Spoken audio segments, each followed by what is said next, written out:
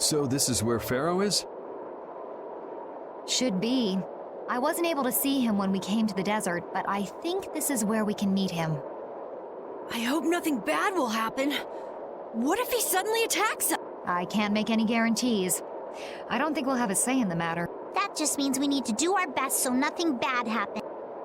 Carol, are you okay? No, I'm not okay. I should go. Pharaoh sure did pick a bleak place to live in, don't... They say this area used to be covered in lush greenery. Why did it turn into this rocky desert? I don't know that much. Estelle, are you really going to meet him, even though you could be killed? Yes, I've already made peace with this decision.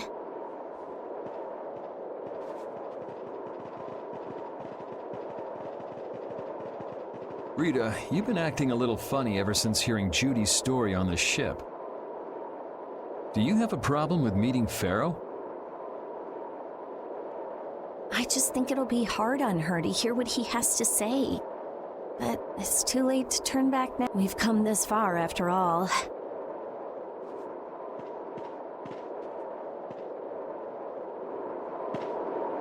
I never imagined you'd be able to speak with the Entelecheia. Well, I use a Critian technique to do it. Wait, do I detect a little jealousy? Maybe. Right, Rapide? Yuri, you want to talk to Rapide? I think the two of you understand each other well enough already. I got him pretty well figured out, but I don't know if he understands me. I think he feels the same way.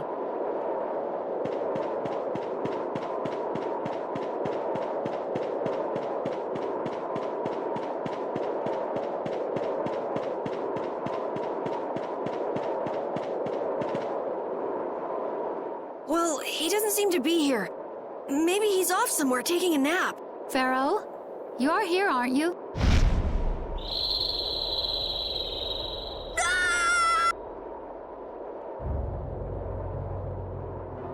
Insipid poison, you appear before me at last. So you are here. Is that how you greet all your guests, Pharaoh? By calling them names? For what reason have you come to me? Surely you are aware that I could end your existence with a mere thought. You talk pretty big, don't you? Well, if you really want to fight, I'd hate to Yuri, no! Everyone, please wait! Estelle! Pharaoh, please hear what I have to say. Does death hold no fear for you, little one? For you gaze now into the mouth of death itself. I am afraid, but I'm even more afraid of dying without knowing who I really am. Belius told me I needed to meet you to learn about my destiny. I have to know just what power I have, just who is the child of the full moon. If it is true that my existence cannot be tolerated, then it's okay if I have to die. But I at least deserve to know why it is I have to die. Please tell me, I beg of you. There was a time when this was a verdant land, sheltered by the blessing of an air crene. So there was an air crene here. But what happened? Why did it change? What you see are the results of too much air and its aftermath. As to why the air ran rampant, the answer lies with the poison brought by the child of the full moon. Huh? The power of the child of the full moon stimulates the air crene more than any blastia. Huh? Blastia convert air into energy by way of a formula. So if Estelle can use her healing arts without the aid of any blastia, she must possess a formula in her very being that lets her convert air into energy. Judith was searching for blastia that used a particular kind of formula, so this special formula Estelle has must also consume massive amounts of air, which causes the air crene to become more active and pump out more air than they should. I had hoped my hypothesis would have been wrong. Then It is as she has said, with each use of her power, the child of the full moon uses far more air than the blastia. In so doing, the imbalance of air in this world is furthered. For the planet, such an existence can only be called a poison. So you just wipe it out then? Little quick to judge, aren't you, Pharaoh? This problem concerns the entire planet, and she is its cause. To do nothing would be unparalleled folly. If the problem's with Estelle, then it's for us to solve. That's right. We can't let anyone else handle it. The gravity of this situation is beyond your grasp. You don't honestly think that everything's gonna be all sunshine and rainbows if Estelle dies, do you? It would at least eliminate one problem. Pharaoh, at Heliord I stopped myself. And again at Dawngrest I stopped you. What I thought was a Blastia turned out to be a human. Before I realized it, I had lost my way. I never thought this child could be as great a danger as you had said. And due to your confusion, I granted you the time necessary to see things as they are. As a result, my sister Belius is now lost to me. Enough. This power will brick and be no guarantee she will not try to use the power. That's true. She does have trouble turning a blind eye to things happening around her. Someday she will surely use her power to help someone. However, as long as she keeps that spirit of compassion, she cannot only be seen as harmful. She is not like a Blastia. I know that you can feel the difference. Compassion alone will not save this world. Listen, Pharaoh, I get that you've thought all this through with everybody's best interest in mind, but why doesn't that world have a place for Estelle? It is sometimes necessary to remove a part to save the whole. I don't buy that for a second. What makes you so high and mighty that you're the one to decide who gets cut and who doesn't?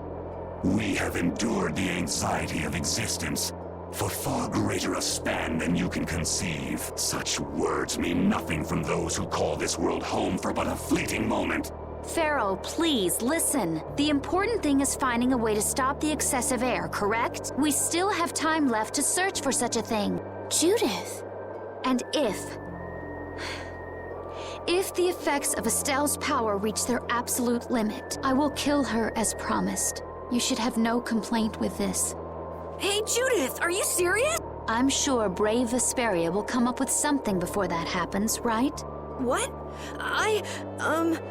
Yeah, of course we will.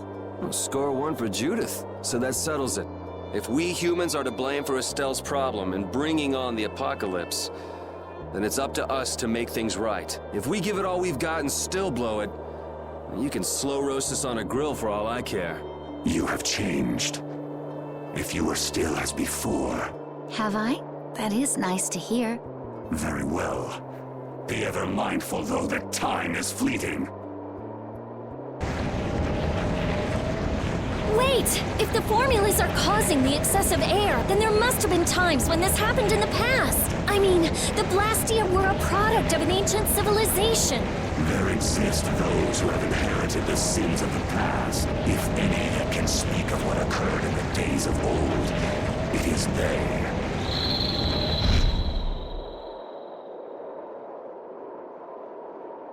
He's gone. Bye-bye. Thanks for everything, Yuri. Judith, you too. No problem. But hey, What? it's okay if I have to die? What the hell was that? I'm sorry. I don't want to hear that again. Man, I was really worried there for a while. We were pretty lucky that bruiser was in a mood for conversation. Poor Raven's heart can't handle that sort of stuff anymore. You're pretty gutless for an old man. Geez, Patty, you've really got nerves of steel. If he really wanted to kill Estelle, he'd have attacked us immediately. And that's what I can't figure out. I imagine Pharaoh was conflicted as well. He hid himself from us in the desert to see just what we were made of. Huh. Maybe he wasn't as bad as we thought after all. You might be right. I get the feeling he'd do whatever's necessary when push comes to shove. That sounds like you. Maybe. But what are we gonna do, Yuri? You heard what he said. We're going to fix the problems the air's causing. And that's all. That's easier said than done. We're pretty much at square one, you know. Mm-hmm. And no one wants to be at square one. There's no doubt that the formulas are related somehow to the air getting used up. We need to find out about the ancient Blastia, and if they went berserk or not. If we had that kind of information, it might give us a clue.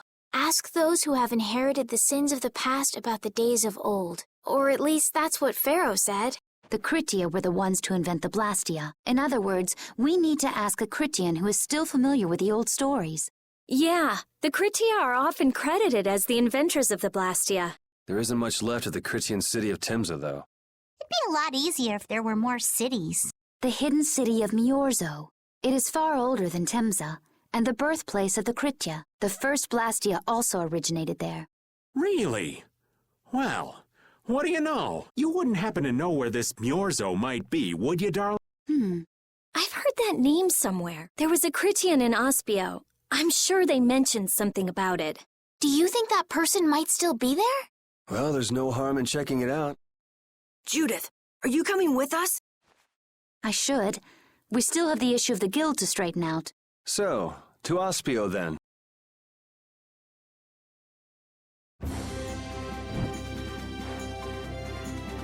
All that stuff about the balance of the world is pretty hard to take in. Yeah, I hadn't even been outside the capital until just a while ago myself. And now we're here talking about the fate of the world. You never know what life will bring you. But isn't that what makes it interesting? I don't think we can afford to be that relaxed anymore. Estelle doesn't have much time left. What's the harm? It's not as if acting all serious is gonna solve anything. Besides, Estelle will notice if we look all worried. Well, maybe so, but We won't forget what Pharaoh said. Relax. I know, it's just... Estelle's got it the worst. If we get too down about this, we won't be much help to her.